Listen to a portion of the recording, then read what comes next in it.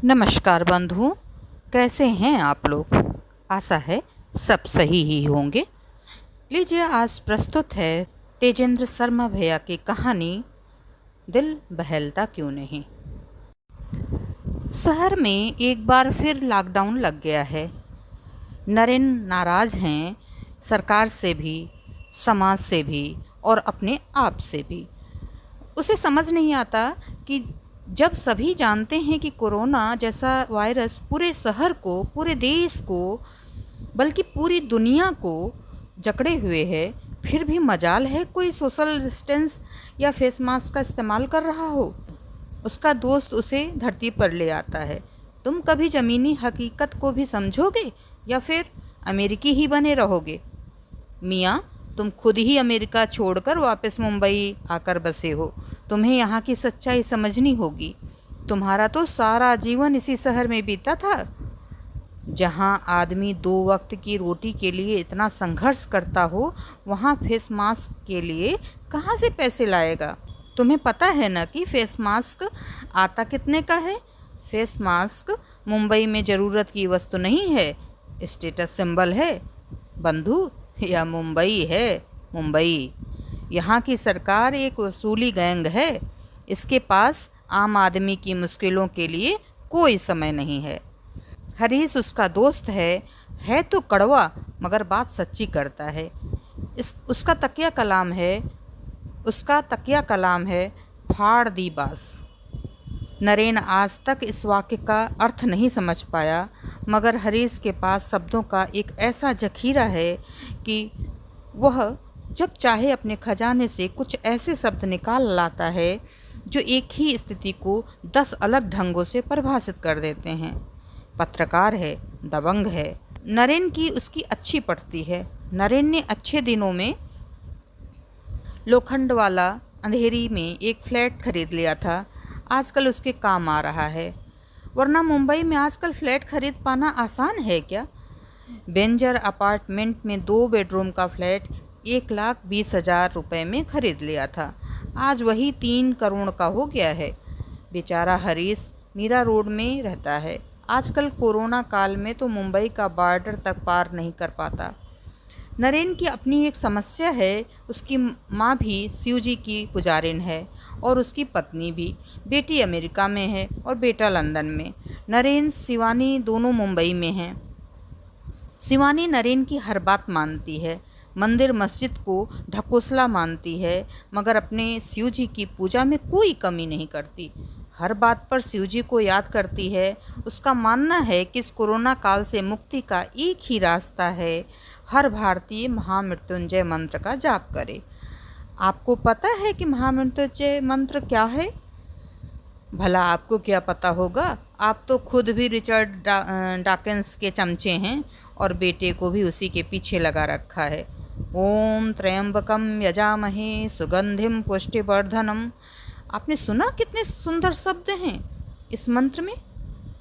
आज आपको इस मंत्र का जाप मेरे साथ करना होगा। अमेरिका और ब्रिटेन में हमारे बच्चे हैं, उनकी खैरियत के लिए ही जाप करिए। शिवानी, जिस मंत्र के मुझे अर्थ ही नहीं मालूम, भला मैं उसका जाप कैसे कर पाऊँगा। इसके अर्थ बहुत सीधे हैं नरेन। इस पूरे संसार के पालनहार 3 नेत्र वाले भगवान शिव की हम आराधना करते हैं। इस पूरे विश्व में सुरभि फैलाने वाले भगवान शंकर हमें मृत्यु के बंधनों से मुक्ति प्रदान करें, जिससे कि मोक्ष की प्राप्ति हो जाए। सोचो कितना सरल है यह मंत्र। बस अपने आप को शिव के हवाले कर दो। आपकी मम्मी जी भी तो शिव की भक्ति करती हैं यार। वो शिव जी की भक्त जरूर हैं, मगर यंत्र वंत्र का जाप नहीं करती हैं। बस ओम नमः शिवाय से आगे नहीं जाती हैं। तुम ना पूरे नास्तिक हो। नो शिवानी, मैं नास्तिक नहीं हूँ। मैं अधिक से अधिक संशयवादी हो सकता हूँ, एग्नोस्टिक। मैं नहीं जानता ईश्वर है या नहीं। मैं हर बात का सबूत मांगता हूँ। अंधविश्वास मेरी घुट्टी में नहीं है। माँ जो हुक्म देती है मान लेता हूँ। जब उसका फ़ोन आता है कि नवरात्रे में अंडा मीट नहीं खाना है, तो मैं इसलिए नहीं खाता क्योंकि माँ का हुक्म है। मुझे उसमें कोई धार्मिक चक्कर नहीं दिखाई देता। अगर मुझे मीट और अंडा खाना है तो हर दिन उसके लिए ठीक है। मंगल और शनि में क्या समस्या है? मुझे समझ नहीं आता कि इस दिन ये ना करो, उस दिन वो ना करो। तुम समझने की कोशिश करो। तुम्हारा दोस्त अहमद केवल हलाल मीट खाता है। क्या उसने इस मामले में कभी कोई सवाल खड़ा किया है? तुम्हारा कितना करीबी दोस्त है, मगर तुम्हारे साथ नॉन वेज नहीं खाता ना? साफ कह देता है, नहीं भाभी, मैं सिर्फ हलाल ही खाता हूँ। फिर तुम अपने मजहब से जुड़े कायदे कानून क्यों नहीं मानते? देखो शिवानी, ये रूहानी किताबें सैकड़ों साल पहले किसी इंसान द्वारा ही लिखी गई थीं। ये किताबें उस समय की कानूनी किताबें थीं जिनको हम आज धार्मिक किताबें मानने लगे हैं। गलती इन किताबों की नहीं, आज के इंसान की है, जो इस बात को समझ नहीं पा रहा है कि इन किताबों के लिखने के बाद से ज़माना कितना बदल गया है। सुनो, तुमको मेरे साथ गुरु शारदानंद जी के पास चलना होगा। वो ही तुम्हारे भीतर के शैतान को निकाल पाएंगे। सुनो शिवानी, मैं तुम्हें कितना प्यार करता हूँ उतनी नफ़रत कॉन्सेप्ट ऑफ गॉड से नहीं करता। मैं तुम्हारे गुरुजी से अवश्य मिलूँगा, मगर सावधान रहना, कहीं मुझे मिलकर स्वयं ही मेरे गुट में न शामिल हो जाएं। पति पत्नी में बातचीत चल ही रही थी कि फ़ोन की घंटी बज उठी। यार, मुझे भी हो गया। नरेन आवाज़ से ही पहचान गया कि यह उसका गज़लकार दोस्त है नागमणि। अरे, यह तो सिर्फ इंसानों को ही होता है, फिर नागों को कैसे हो गया? भाई, हम तो नागमणि हैं, नाग थोड़ी ही हैं। हो सकता है नागों के जहर से डरता हो। नरेन भीतर से दहल गया था, मगर माहौल को हल्का बनाए रखने का प्रयास कर रहा था। मगर मैंने तो सुना था कि कोरोना सिर्फ चुनाव और किसान आंदोलन से डरता है। कहीं इन दोनों कामों में आजकल नाग अपनी सर्विस तो नहीं दे रहे? नागमणि फीकी हंसी हंस दिया। नरेन से भी अब मुखौटा ओढ़े रखना संभव नहीं था। शिवानी सुन रही थी। अभी कल ही एयर इंडिया के कैप्टन मेहरा को हो गया था। फ्लाइट पर्सर अजय राय भी इसकी चपेट में आ गया था। नरेन का व्यक्तित्व ही ऐसा है कि फिल्म, टीवी, एयरलाइन, पत्रकार, साहित्यकार सभी उसकी मित्र सूची में शामिल हैं। सभी उसे अपने ही क्षेत्र का व्यक्ति समझते हैं। कोई नहीं जानता कि वह आईटी एक्सपर्ट है। वह बहुत बार हंसकर कहता है, यार, मैं ही कहाँ जानता हूँ कि मैं किसी की भी तरह का एक्सपर्ट हूँ। मगर बात इस समय नागमणि से चल रही थी। नागमणि को चिंता हो रही थी। यार नरेन, हम दोनों 7-8 दिन पहले मिले थे। भाई, कम से कम अपना और भाभी का RT-PCR टेस्ट तो करवा ही लेना, कहीं बाद में दिक्कत न हो। सुन, तुझे डायरिया भी हुआ है क्या? भाई, जो कुछ हो सकता है सब हो रहा है। बदन टूट रहा है, टॉयलेट के चक्कर लगा रहा हूँ, तेज़ बुखार है, खांसी अलग से, ऑक्सीमीटर है नहीं, बेटा लेने गया है। यार, बस अस्पताल जाने से डरता हूँ। साले लूटते हैं और परिवार को लाश हवाले कर देते हैं। सुन, मेरी बात मानकर अपना और भाभी का चेक ज़रूर करवा लेना। मुझे मालूम नहीं कि दोबारा तुम्हें याद करवा सकूँगा या नहीं। नरेन सोच में डूब गया, शिवानी को बताए या न बताए। फिर सोचा, यह लाइफ केयर डायग्नोस्टिक सेंटर तो शास्त्री नगर के सामने सुंदरवन कॉम्प्लेक्स में ही है। उसी बैंक में तो उसका अकाउंट है, यूनियन बैंक। बस 10 मिनट पैदल का रास्ता है। शिवानी को भी ले चलता हूँ। उसने फ़ोन मिला लिया। लाइफ केयर डायग्नोस्टिक जी, कहिए। जी, मुझे और मेरी पत्नी को कोरोना का टेस्ट करवाना है, उसी के लिए अपॉइंटमेंट चाहिए। मेरा नाम नरेन है और मेरी पत्नी का नाम शिवानी। जी, अभी चेक करती हूँ। आप शाम 4 बजे आ सकते हैं। जी, हमारे पास कोई रेफरल लेटर नहीं है। जी, हमारी लैब के लिए रेफरल लेटर की कोई ज़रूरत नहीं होती। नरेन ने सोचा, किस्मत अच्छी है कि शाम 4 बजे का ही अपॉइंटमेंट मिल गया। मन में कुछ ऊहापोह तो हुआ, मगर उसने शिवानी के सामने कुछ जाहिर नहीं किया। शिवानी ने पूछा भी कि आखिर अचानक ये कोरोना टेस्ट क्यों, मगर बात को टाल गया। शिवानी ने मजाक उड़ाते हुए कहा था, कुछ एक्स्ट्रा पैसे आ गए हैं क्या, जो इस लैब वाले को देने चल दिए? नरेन स्थिति की नज़ाकत को समझ रहा था। पूरा महाराष्ट्र कोरोना के लिए खेल का मैदान बना हुआ था। लोग ऐसे मर रहे थे जैसे अचानक मुर्गियां मरने लगती हैं। मुंबई का बुरा हाल था। आजकल वह घर से काम कर रहा है। लॉकडाउन के कारण ऑफिस जाने पर पाबंदी लगी थी। जब से सोनू सूद को प्रवासी मजदूरों की सहायता करते देखा है, वह भी चाह रहा है कि समाज के लिए कुछ करे। उसके कॉलेज का दोस्त है फिरोज़ मिस्त्री, पारसी है, बहराम बाग पारसी कॉलोनी में ही रहता है। उसके घर से कोई अधिक दूर नहीं। फिरोज़ ने अपना रेस्टोरेंट खोल रखा है, नाम रखा है फिरोज़ का ढाबा। शिवानी के साथ कभी कभी उसकी बिरयानी खाने पहुंच जाता है। फिरोज़ शिवानी के रहते कभी पैसे नहीं लेता, उसे भाभी वाला पूरा सम्मान देता है। कोरोना टेस्ट करवाने पहुँचे तो वहाँ 2-3 पहचाने चेहरे भी दिखाई दे रहे थे। शिवानी ने आहिस्ता से कान में बताया कि हमारे मित्र सर्कल से नहीं हैं, टीवी स्टार हैं। आजकल के टीवी एक्टर भी परिवार का हिस्सा लगने लगते हैं। रोज़ रोज़ हमारे लिविंग रूम में और बेडरूम में आकर मिल जाते हैं। नाम चाहे न मालूम हो, मगर लगते अपने से ही हैं। नरेन ने वहाँ पहुँचते ही सवाल दाग दिया था कि रिजल्ट मिलने में कितना समय लग जाएगा। उसे तसल्ली हुई कि शाम को 7 बजे तक SMS और ईमेल पर रिजल्ट आ जाएगा। नरेन मुस्कुरा दिया। आजकल अगर बीमारी मॉडर्न है तो तकनीक सुपर मॉडर्न है। रिसेप्शनिस्ट किसी से फ़ोन पर बात कर रही थी। जी, अटलांटिक बिल्डिंग को सील कर दिया गया है। उसमें 2 विंग हैं और दोनों में 20-20 फ्लैट हैं। बिल्डिंग में तमाम लोगों को कोरोना हो गया है। नरेन के कान खड़े हो गए। उसने रिसेप्शनिस्ट से पूछा तो सवाल मिला कि एक टेरेस पार्टी में सभी लोग इकट्ठे हुए थे और कोरोना लेकर घर लौटे। एक से दूसरे, दूसरे से तीसरे को वायरल लगता ही चला गया। टेस्ट के बाद नरेन और शिवानी की ओर चल दिए। कुल 1200 रुपये लगे थे, 600 रुपये एक व्यक्ति के टेस्ट के। शिवानी के दिल में एक सवाल उठा, सुनो नरेन, जब पूरी बिल्डिंग सील हो गई है और तमाम लोगों को कोरोना हो गया है तो उनके खाने का क्या होगा? तुम अपने दोस्त से बात करके देखो, हमें कुछ तो करना चाहिए। सब कुछ सरकार पर तो नहीं छोड़ा जा सकता। नरेन स्वयं यही बात शिवानी को कहना चाहता था, मगर डर रहा था कि कहीं शिवानी यह न कह दे कि बेगानी शादी में अब्दुल्ला दीवाना। उसका मन आहत हुआ कि उसने अपनी पत्नी को कितना गलत समझा। शिवानी ने खुद आगे बढ़कर कुछ करने की सलाह दी डाली। रास्ते में अटलांटिक बिल्डिंग के नीचे रुक गए दोनों। वॉचमैन से पूछा तो उसका जवाब मिला, साहब, अक्खा बिल्डिंग में सभी लोगों को कोरोना हो गया है। 5 लोग अस्पताल में हैं, बाकी तो घर में ही काढ़ा पी रहे हैं। तो उनके खाने पीने का क्या इंतज़ाम हुआ है?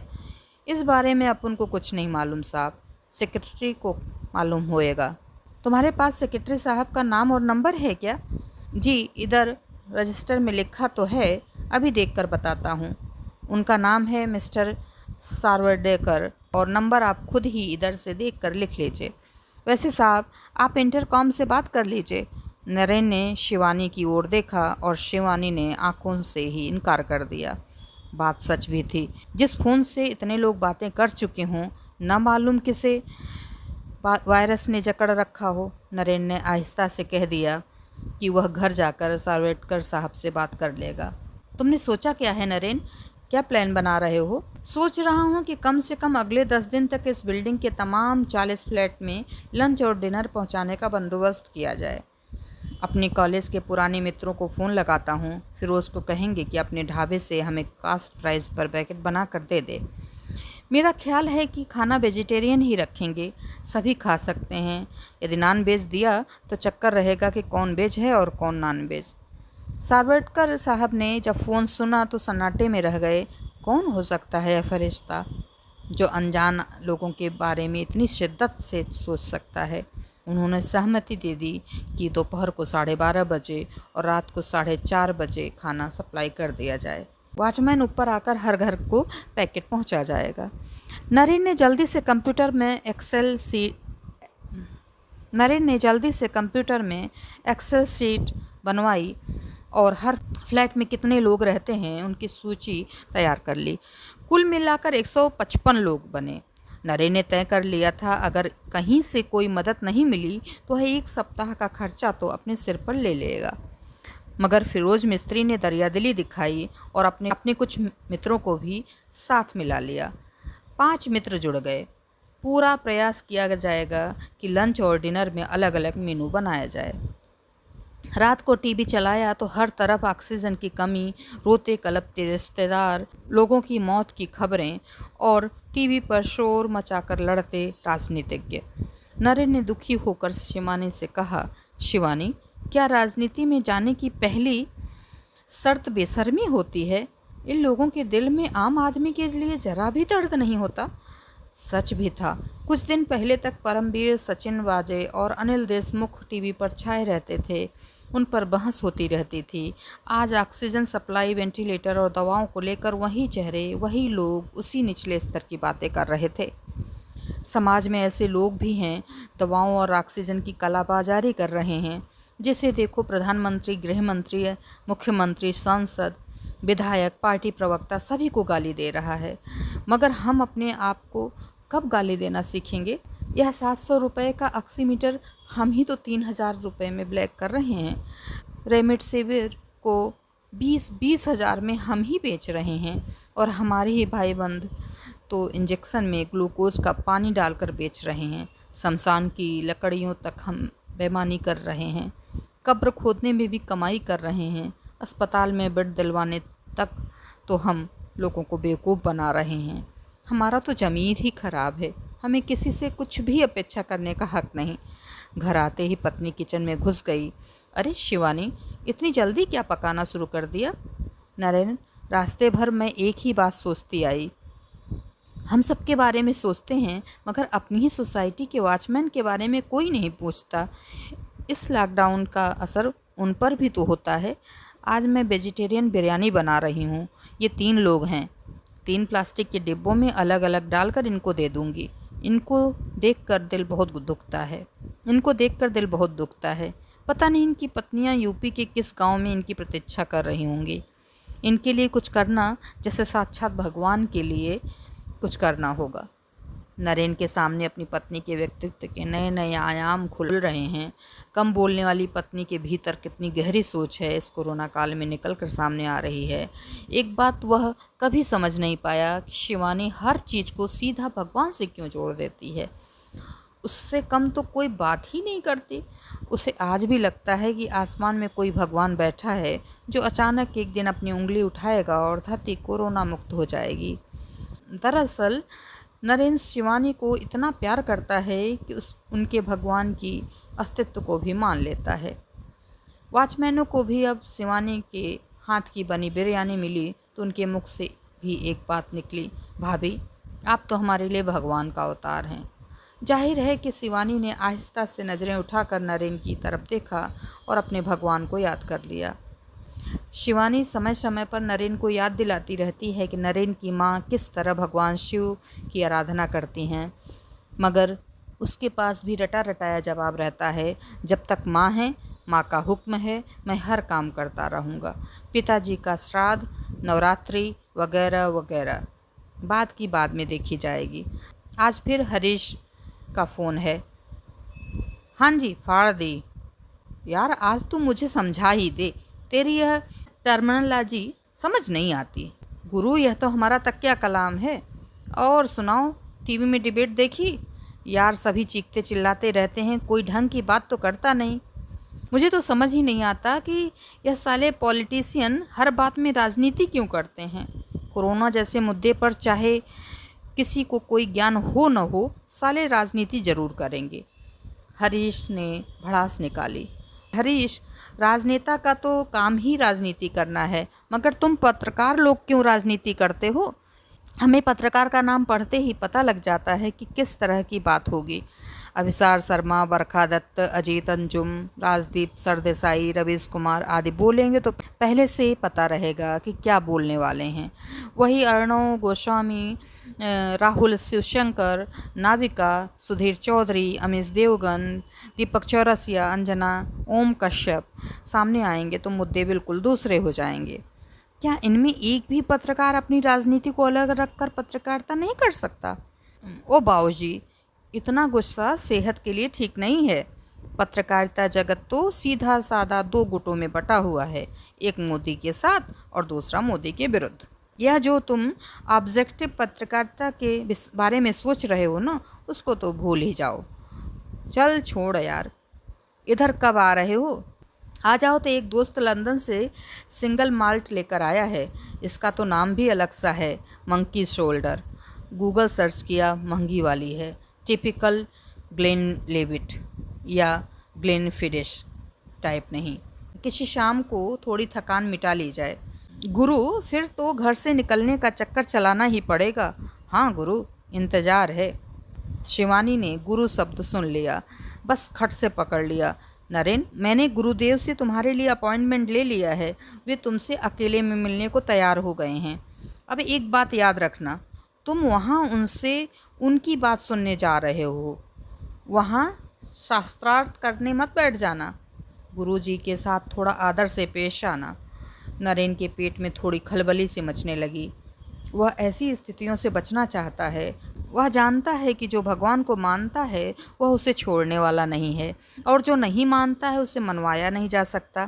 फिर बहस की ही क्यों जाए। मगर अब तो शिवानी ने समय तय कर लिया है। अपने आप को समझाता रहा कि कल किसी प्रकार की बदतमीजी पैदा नहीं होने देगा। गुरुदेव का आश्रम विले पार्ले में है, पार्ले बिस्कुट फैक्ट्री के बहुत निकट। शिवानी और नरेन दोनों ही फेस मास्क लगाए चल दिए आश्रम की ओर। शिवानी, साल भर पहले तो कहीं फेस मास्क जैसी कोई चीज़ हमारे जहन में आती ही नहीं थी, और आज देखो ड्रेस डिजाइनरों ने फेस मास्क को भी ब्यूटी परिधान में बदल दिया है। कितने खूबसूरत फेस मास्क सड़कों पर दिखाई दे रहे हैं। शिवानी ने सीधे सादे काले रंग के फेस मास्क को कार के मिरर में निहारा और बस चुप रह गई। थोड़ी देर में दोनों गुरुदेव के सामने उपस्थित थे। शिवानी ने गुरुदेव के पांव छुए। नरेन ने भी अनमने ढंग से आधे अधूरे पांव ही छू ही लिए, जैसे अपनी माँ की खुशी के लिए कुछ काम कर लेता है, वैसे ही शिवानी को भी खुश रखना चाहता है। गुरुदेव ने ही बात शुरू की। नरेन बाबू, कैसा चल रहा है इस कोरोना काल में? घर से ही काम कर रहे हो या अनिवार्य सेवा में हैं?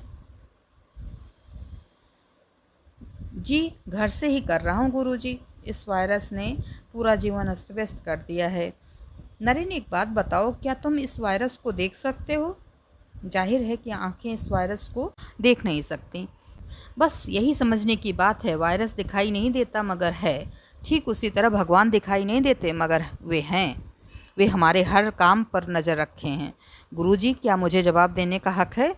क्यों नहीं, अवश्य है। गुरुजी ने शिवानी की ओर देखा, फिर कहा, हम शिवानी को कह देते हैं कि वह तुम्हारी किसी भी बात को बुरा न माने, क्योंकि मैं भी नहीं मानूंगा। गुरुजी, समस्या यह है कि वायरस दिखाई नहीं देता मगर शरीर पर आक्रमण करता है कि इंसान की जान लेकर ही मानता है। वायरस अपनी उपस्थिति इंसानों को मौत देकर दर्ज करवाता है। नरेन, क्या वे सभी लोग मर जाते हैं जिनको कोरोना वायरस होता है?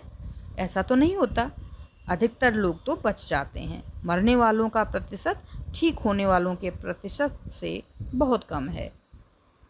यदि कोरोना मार रहा है तो भगवान बचा रहे हैं। भगवान कोरोना से अधिक शक्तिशाली हैं, इसलिए कम लोग मर रहे हैं और अधिक बच रहे हैं। गुरुजी, यदि भगवान बचा रहे हैं तो ये डॉक्टर, नर्सें, अस्पताल, वैक्सीन, इंजेक्शन, दवाइयाँ, ये सब क्या कर रही हैं? यदि भगवान बचाते तो सभी को बचा लेते। क्योंकि इंसान बचा रहे हैं तो कोई बच रहा है और कोई नहीं बच रहा है। मर वही रहा है जिसकी आ गई है, बच वही रहा है जिसके प्रारब्ध में बचना लिखा है। ईश्वर की मर्जी के बिना न तो कोई बच सकता है और न ही कोई मर सकता है। गुरुजी, भला आज की 21वीं सदी में कोई लॉजिकल आदमी इस बात को कैसे स्वीकार कर सकता है? यह तो कोई जीवन का सत्य नहीं। गुरुजी ने बहुत ही विनम्र शब्दों में कहा, यदि तुम जीवन का सत्य खोजना चाहते हो तो तुम्हें भागवत गीता पढ़नी चाहिए। जीवन के हर प्रश्न का उत्तर तुम्हें वहाँ मिल जाएगा। अब नरेन को बहस में मज़ा आने लगा था। गुरुजी, मैं जितना धार्मिक पुस्तकें पढ़ता हूँ उतना कंफ्यूज हो जाता हूँ। गीता कहती है कि आत्मा अमर है, न पानी उसे भिगा सकता है, न वायु उसे सुखा सकती है, न अग्नि उसे जला सकती है। इंसान के शरीर को तो हम उसी दिन जला देते हैं, फिर नरक की आग में कौन जलता है? कुंभी पाक नरक में किसको सजा मिलती है? आत्मा पर तो कोई असर होता नहीं। गुरुजी ने बिना अपनी आवाज़ में तलखी लाए हुए कहा, यह तर्क नहीं, कुतर्क है। अब नरेन ने तय कर लिया था कि वह अपनी बात पुरजोर तरीके से कहेगा। गुरुजी, मैं तो सभी धर्म की किताबें पढ़ चुका हूँ। कुरान शरीफ भी दो जग की बातें करती है और साथ ही बात करती है क़यामत की, यानी कि क़यामत के दिन तक जन्नत और जहन्नुम दोनों ही शायद आयसयज में रहेंगे, अचानक एक दिन एक्टिवेट हो जाएंगे और तब तक आत्माएं भटकती रहेंगी, शरीर कब्र में गलते रहेंगे। और फिर ईसाई भी जजमेंट डे की बात करते हैं। उस दिन तक आत्माओं का क्या होगा? यानी कि अंतरिक्ष में आत्माएं भटक रही हैं, उन्हें पता ही नहीं चल रहा कि कौन सी आत्मा ईसाई है, कौन सी मुसलमान और कौन सी यहूदी। गुरुजी का मुस्कुराना कम नहीं हुआ।